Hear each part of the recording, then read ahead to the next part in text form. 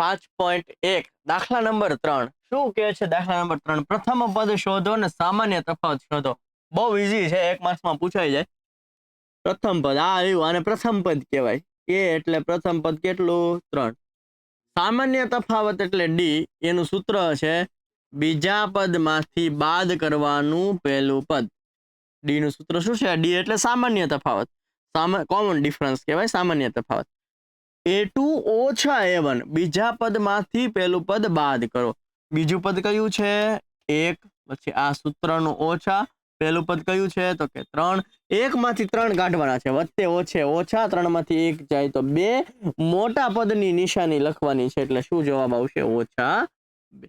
Okay, આ તમને મળી ગયું પ્રથમ પદ અને આ તમને મળી ગયો સામાન્ય તફાવત. શું મળી ગયું? સામાન્ય તફાવત.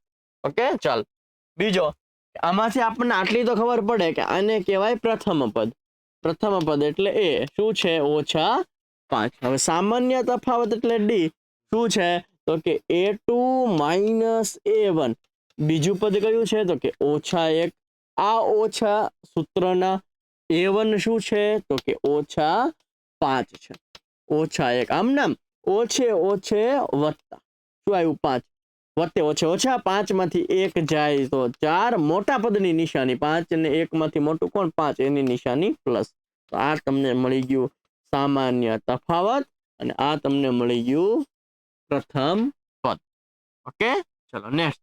અહીંયા જો આને કહેવાય પ્રથમ પદ. આને કહેવાય પ્રથમ પદ એટલે a બરાબર 1/3.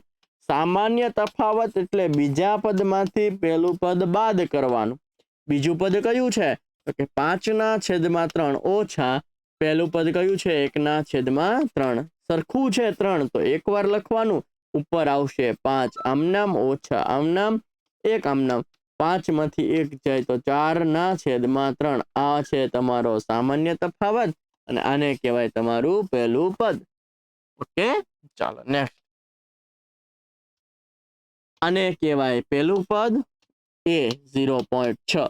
સામાન્ય તફાવત એટલે બીજા પદમાંથી પહેલું પદ બાદ કરવાનું. બીજું પદ છે 1.7 અને પહેલું પદ છે 0.6 ને 1.7 માંથી 0.6 કાઢો એટલે તમને જવાબ મળે 1.1. આ છે સામાન્ય તફાવત, આ છે પ્રથમ પદ. ઓકે, ચાલ. તો આ હતો દાખલા નંબર 3 ના 4 દાખલા. બહુ જ ઈઝી હતા, મજા આવે એવા હતા. 1 માર્ક્સમાં કદાચ પૂછાઈ જાય. આપણને આવડવું જોઈએ અને ન પૂછાય તો પણ આગળ પણ તમારે એ અને ડી તો તમને ગોતતા આવડવું જ પડે, બરાબર છે ને? એટલે આ આપણને એ અને ડી ગોતતા શીખવાડે છે, જે 5.2 અને 5.3 માં પણ કામ લાગશે. આશા રાખું છું મજા આવી હશે. મળીએ છીએ નેક્સ્ટ લેક્ચરમાં. ત્યાં સુધી જય હિન્દ, જય ભારત.